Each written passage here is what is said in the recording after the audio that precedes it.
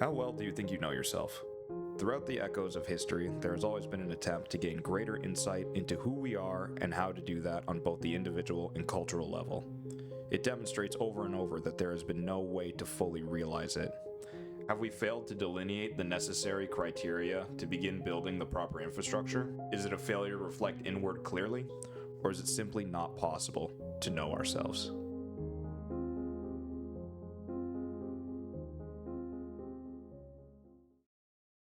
Hello, my name is Jonas Butler, and I'm a practicing master's level clinical therapist. And I wanted to make this video today because I've run into an important problem regarding therapy, and I'm not sure whether or not it's endemic or if it's something that has an answer to it. But that is the problem of knowing yourself. I first started noticing that this was a problem when I was working with people on increasing their quality of self-image, but then quickly I began to realize while working with them that self-image actually is not concomitant with knowing yourself. And the reason why that's a problem is because that matriculates into all of these other facets of yourself which you otherwise don't know, and then you can't know how good you are at being somebody or doing a specific task. For instance, if you don't know yourself well, then it becomes difficult to predict what you'll be good or bad at, and then it will be hard to have a consistent sense of self when you don't know how you're going to perform on whatever it is that you want to do, whether or not that be a big passion of yours or whether or not it's a new undertaking. But the subtle and particularly problematic part of this dynamic comes about when you start asking yourself more basic questions. Like, for example, are you the same person you are now as you are as a child? It's a difficult question that demonstrates a real problem to how we formulate our understanding of ourselves and introspection, because seemingly there is no right answer.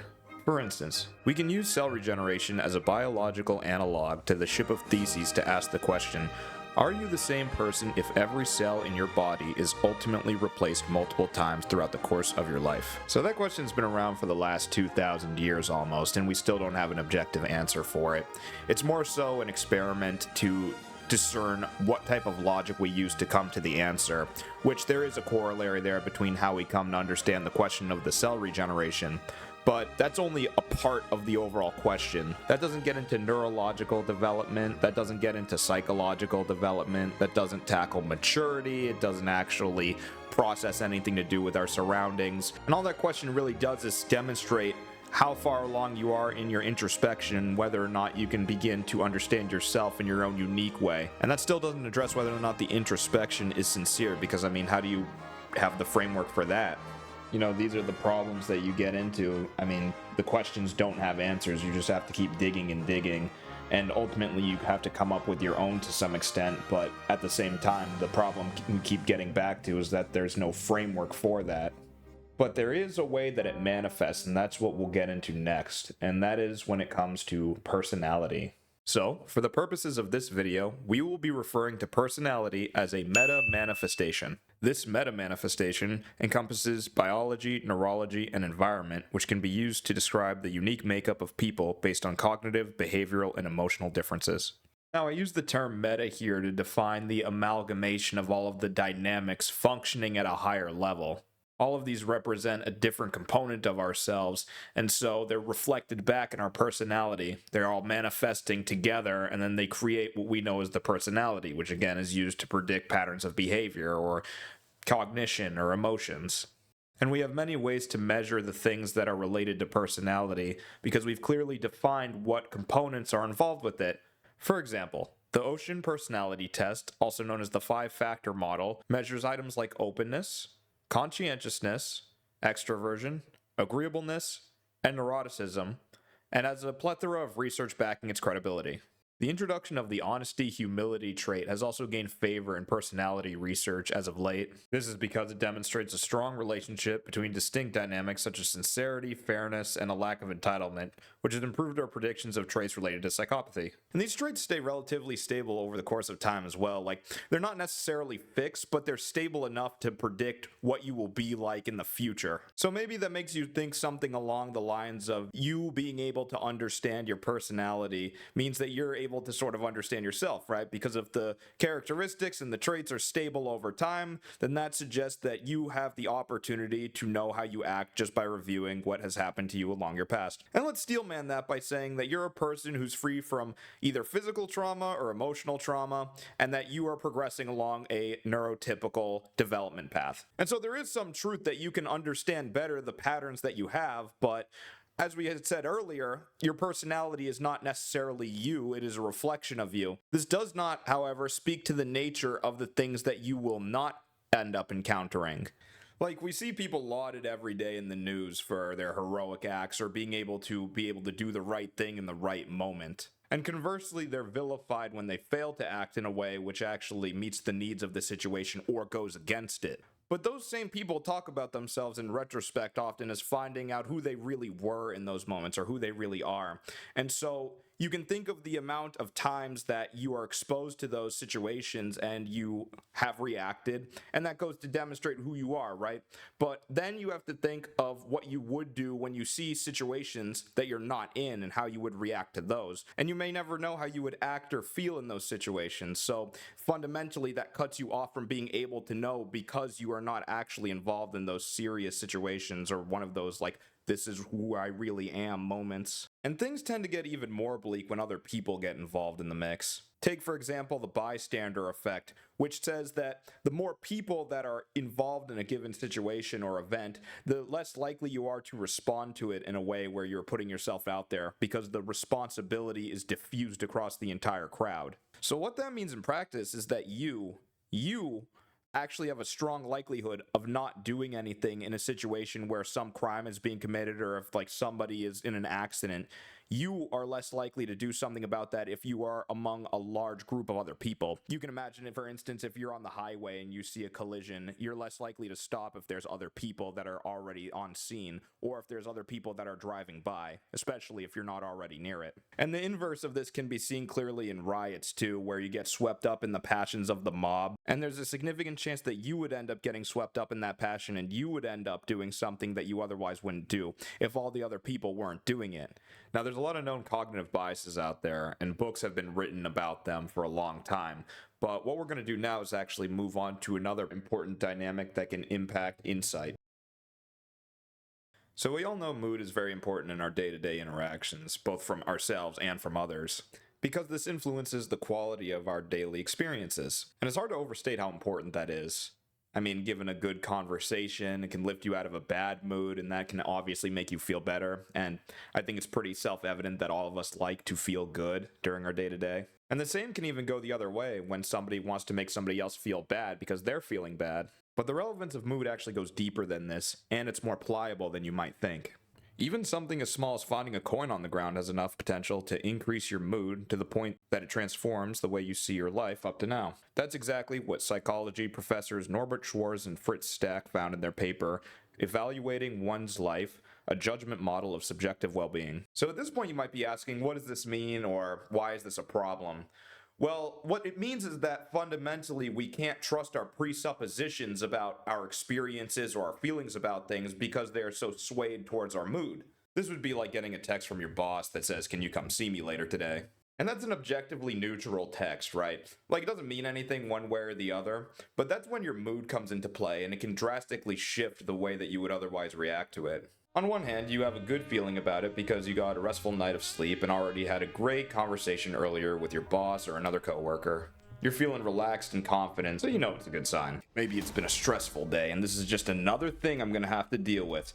I didn't even eat breakfast this morning, and then my car didn't start. Now I have to deal with whatever this is, which is the last thing I need right now. You see the difference? In the first example, when you're calm and cool and collected, everything's fine. Everything's gonna go well. Your boss wants you for a good reason, probably to tell you how good you're doing, and everything's fine. But in the second example, that's when you know that there's nothing good that can come of it, and you already know that you don't want to go in and talk to them. So the problem is that you are taking affect as information and assimilating your emotional state into your judgment and decisions, which prevents you from being stable during experience and self-reflection, since these things are nebulous and even opposing.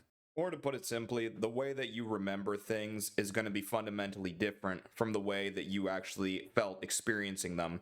And that changes the perception of the two things in a way where you can't really compare. Like if you try to remember a time in your life when you were calm when you're feeling stressed, that's going to cause a fundamental barrier for you to understand that feeling just because of the mood alone. And that's where the impairment in cognition and decision making or judgment starts to come into effect. And we'll get more into what that means in a bit, but first we're going to take a quick detour to talk about, you guessed it, colonoscopies. In the medical journal Pain, famous psychologist and decision-making researcher Daniel Kahneman and his colleagues submitted a study titled Memories of Colonoscopy, a Randomized Trial. Now, the initial purpose of this study was to map out the distinction between pleasure and pain and rationality in decision-making, which Kahneman refers to as experience utility and decision utility, respectively. And these terms are important because alone they demonstrate that there's a difference between our physical sensations and then how we decide based off of those, and then what we should do rationally. And since those two things exist separately, it creates a complex dynamic that isn't unified. And what that does, it goes to further complicate the way that we understand the world and move through it because our decisions are at odds with each other because of these varying components. But the really remarkable part of all of this is demonstrated by the study itself, which goes to show that we would prefer to be in pain for longer if it means that it ended more pleasantly. The study itself demonstrated this outcome by comparing self-report scores of subjects in one of two groups of people undergoing colonoscopies. Those in Group A had a significantly shorter procedure, but it ended much more painfully than Group B. The subjects were additionally asked to rate their pain on a scale from 1 to 10 every 60 seconds, and the results were recorded during the procedure. So, between the two groups, it was obviously Group B that objectively experienced more pain, both because of the fact that it took longer and the fact that the results were similar within the first 8 minutes of the procedure. But when asked to rate the total amount of pain they experienced during the procedure, the participants consistently pointed to Group A as being the one that was the more painful. So how does this make any sense? Well, it doesn't. Because of a cognitive bias called the peak end rule, which refers to the tendency of people to evaluate experiences they've had based on their most intense moments and how they end, rather than analyzing each moment of an experience to come to a qualitative answer. This, combined with another bias referred to as duration neglect, creates a situation in which both your physical sensations as well as your rationale are discarded in favor of the last thing that you remember experiencing. So what all of this means is that everyday situations that you encounter only serve to further debase you from what your core intentions are because of the cognitive biases that exist. And taking it a step further than that, it also goes to say that the decisions you make are going to be further impacted by those. So trying to trace them back along a continuum becomes more difficult. And so trying to figure out your intentions, your motivations, and where you're originally standing on is much harder to uncover, if not impossible. Okay, so at this point we've established what our presuppositions are for why you cannot know yourself. But we'd be remiss to not include the problems that go along with that because we cannot fully understand why we cannot know ourselves until we delve into the issues that these presuppositions end up causing. So now we're going to focus on the problems.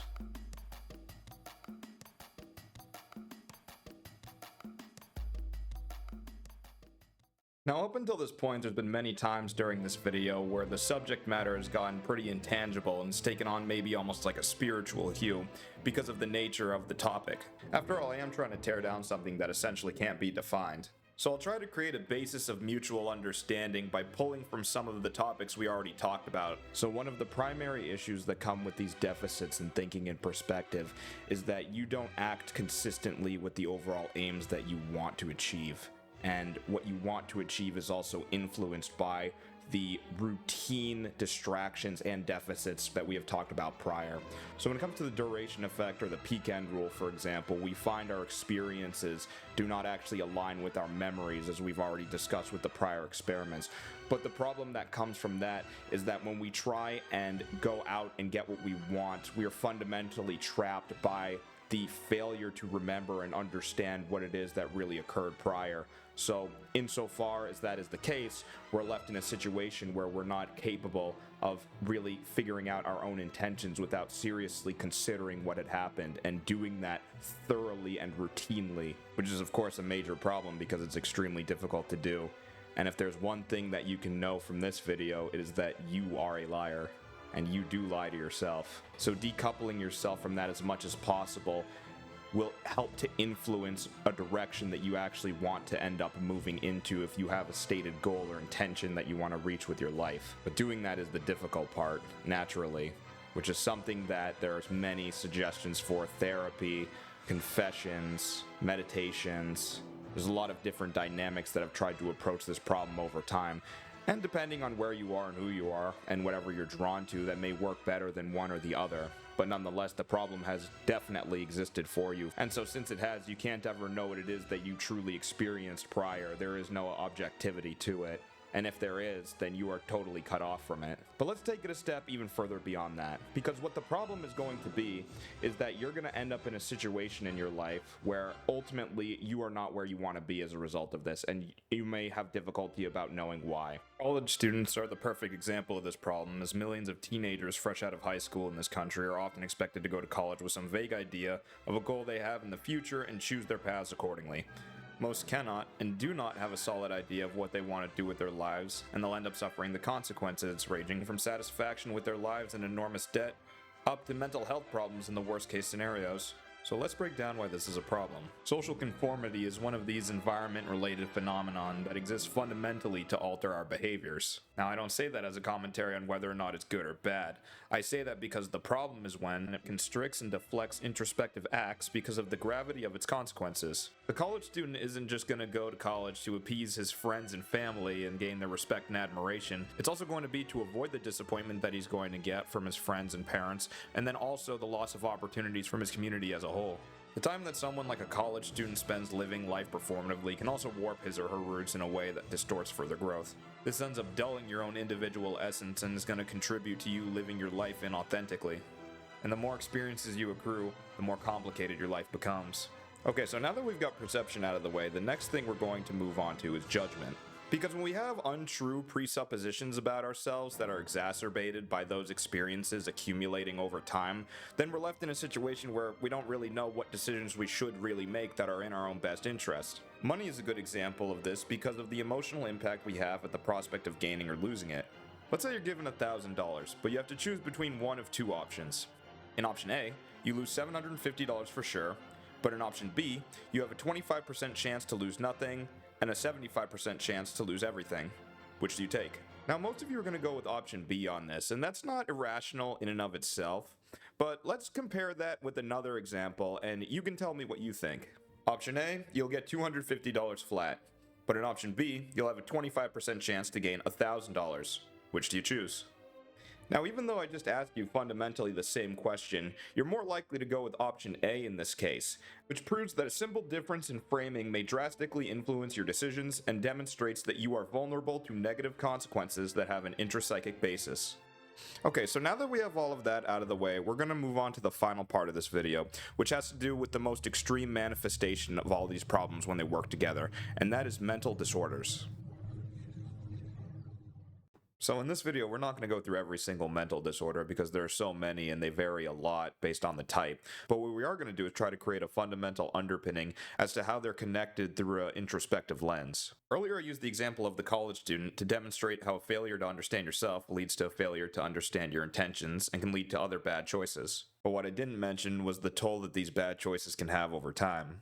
For instance, if our college student is chronically stressed or sad over a long period of time because he's not doing well in his courses or he feels lonely, then this can lead to serotonergic dysfunction long term and can even cause depression or exacerbate the symptoms that are already there.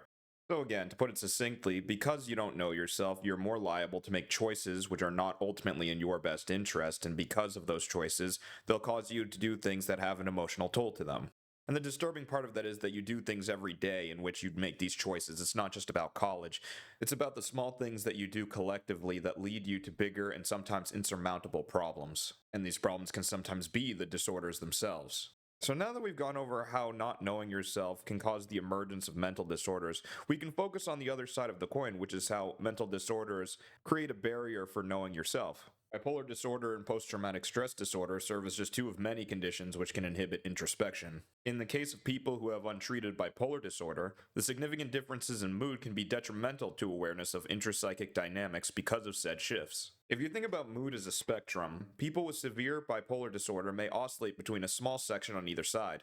So if you take a look back at the previous section that had to do with finding a coin on the ground, and then the question that had to do with how you view your own life up until that point, then you notice that mood is a heavy predictor of how you're going to be experiencing your moment to moment, and that influences the way that you see yourself. So if you're bipolar, then your self-perception is going to vary widely and frequently, which can culminate in what I'll refer to as a failure of continuity, which differs conceptually from identity diffusion because of the emphasis on dynamics like affective cognition and phenomenology of time. But this is fundamentally different from how post-traumatic stress disorder and other comorbid and trauma-related disorders serve to sever the connection between you and yourself. When someone suffers from a trauma disorder, a frequent symptom consists of dissociation, which can manifest in problems with memory, emotions, behaviors, and thoughts, which culminates in beliefs which serve to hinder positive outlets in your life or fracture your identity. Now, this is a pretty pernicious thing, and we'll use, let's say, survivor guilt as an example because it illustrates sort of all of these dynamics going on at once. So if you're somebody who's been in a fire, let's say, and you fail to get all of the other people who you're living with out of the house, how is that going to make you feel? Why do you get to live? What makes you worthy of living before everybody else? Those are the questions that people come to when they deal with situations like this, and it's extremely damaging on your sense of self because you start to imbibe the feelings of worthlessness that accompany that feeling. You start to believe you're worthless. You start to believe that you could have done more in that situation, which is reflected by your memories of running away and the self-interest endemic with that action. But the reason this turns into a fracture in your identity, and the reason that this is fundamentally different from the condition that I mentioned in bipolar disorder, is because fundamentally you're not integrating this experience into who you are. You just become this new thing. You become the guilt, and it embodies who you are. And for the same reason, it becomes what you do and what you think, because you are the guilt that is becoming those things, those thoughts, those behaviors. That's all juxtaposed on top of who you are, which is now the guilt. You are the person who survived. You're the person who failed to save everybody else. And if you struggle to remember parts of the traumatic event itself, or if parts of you are sometimes divorced from your consciousness, such as how you are feeling or what you are doing, it becomes even more difficult to incorporate these components of yourself into a working understanding. And don't get me wrong, this isn't a purely psychological issue. There are also neurological pathologies that take place after traumatic events, which further bolster the complexity of the problem. And then you take into account also the environment, such as how people are going to react to the trauma that you've endured. And that could increasingly cause a separation between understanding yourself because all of these other people are injecting their own opinions or understandings or ideas into the experience that you've already had. Now, the last thing I'm going to mention briefly about trauma and any other mental disorders, and just yourself in general, is defense mechanisms. And these are multitudinous, which means that there is a greater variety and risk that you may be engaging in one or more without knowing. But they mainly serve as a barrier to understanding the painful parts of yourself, which does ultimately facilitate ignorance regarding introspection. Now, resistances aren't inherently bad, right? I mean, they keep you comfortable, which just means that they keep you focused on what you are used to already, but they serve to keep you insulated from the parts of you that you don't want to acknowledge, which can fundamentally exacerbate problems such as the college student dilemma by keeping you stuck in a situation that is not in your best interest. So where this video is going to leave listeners, I genuinely don't know. There's a lot to what we're talking about here which may or may not resonate, but fundamentally these are still aspects which carry anarchic implications. Life already has so much that it throws at us in the way of catastrophic problems like illness and loss, all the while our own intrapsychic naivety eats away at us. But all of that doesn't actually make the situation hopeless. In fact, very much the opposite, because the less that you know yourself, the more of an opportunity you have to get to know yourself. The more of an opportunity you have to decrease the things in your life which are intrapsychic in nature and are causing you problems, and the better you can adapt to being you. Thank you for watching, and I hope to see you next time.